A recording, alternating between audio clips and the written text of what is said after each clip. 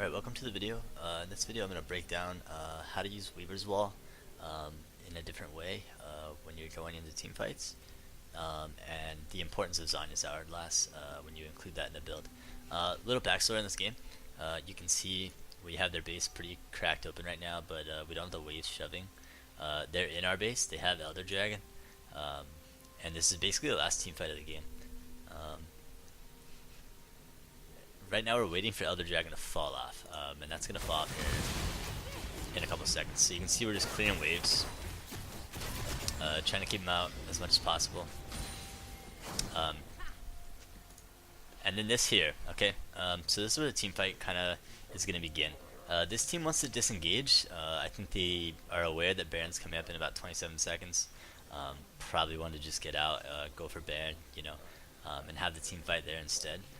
But they make a very crucial mistake, and it ultimately ends up being their downfall in this game. But you can see me here off to the side. I'm not going with my team. I'm walking out to the side here, and the reason for this is simply because we're looking for the Weaver's Wall, and how we can isolate this Twitch, whether it be isolating the team here outside of the wall and keeping Twitch inside so we can pick them off, or isolating Twitch in another way where he's outside and his team is inside, so that we can do whatever we want to his team without him being there to kind of mess us all up. So with this game specifically, they were disengaging together, but they leave their Twitch just sitting out here. I'm not sure why, but they leave him completely exposed. And ultimately you can see Nautilus with the flash hook here. He lands it perfectly. Now for me, I'm still looking to do the wall, and Nautilus is just about to make my job a lot easier, because now I'm going to be able to wall Twitch in off this hook, and hopefully wall some of his team out, especially like Riven, right?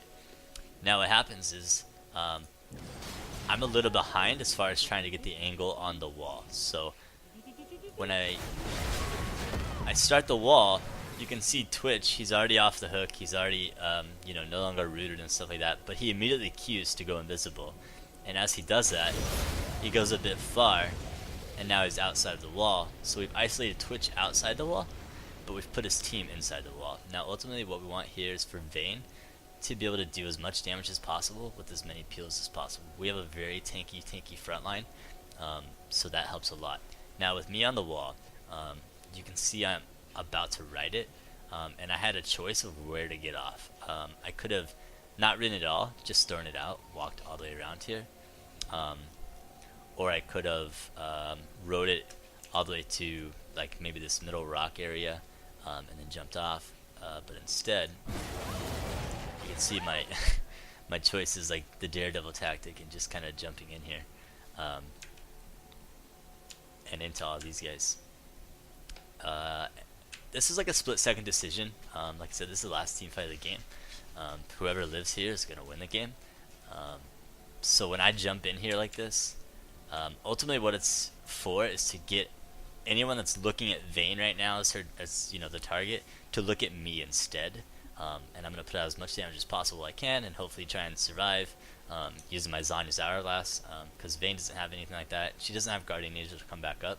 So ultimately, it's better that I sacrifice myself here than to maybe lose Vayne and then I'm the one that's got to try and clean up this fight. Not that maybe we couldn't do that, but like I said, this is just a split-second decision.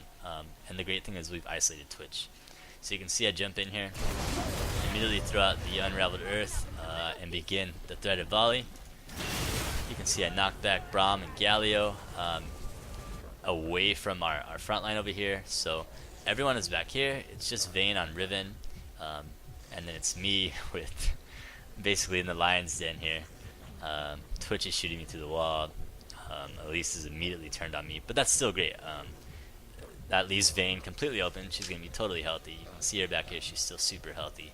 And I still have Hourglass, so you can see I flash to the wall here. Twitch hits me with a spray and pray, which immediately brings me down to 100 HP. And then immediately I get a Zhonya's in.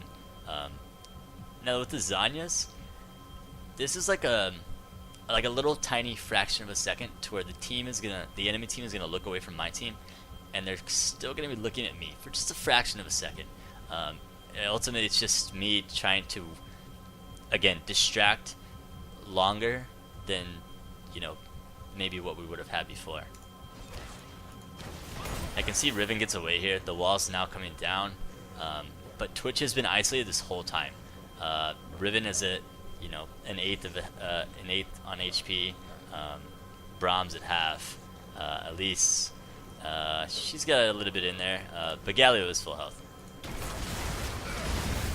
I can see I get the Locket shield from Nautilus, but Elise, she flashed to me and killed me, which is fine. Now the wall is down, and this is where things get interesting, right? Because now the wall is down, Twitch is coming back in. Immediately, this Warwick ults the Twitch here, and we've isolated the Twitch from this entire team fight now, or at least away from Vayne. He wasn't hitting our front line, things like that, but what matters is that Vayne is completely healthy right now. In the end, Warwick's able to take care of Twitch. Vayne is able to take care of Galio. Riven ends up getting away, but my team runs it down and we win the game. So that's just one way that you can use your Weaver's Wall in conjunction with your Zhonya's Hourglass.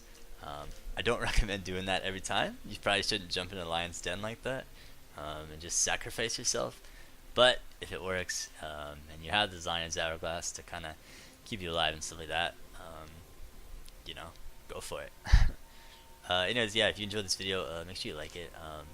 If you have any questions or comments or anything else, just leave them down below and I'll answer them when I can.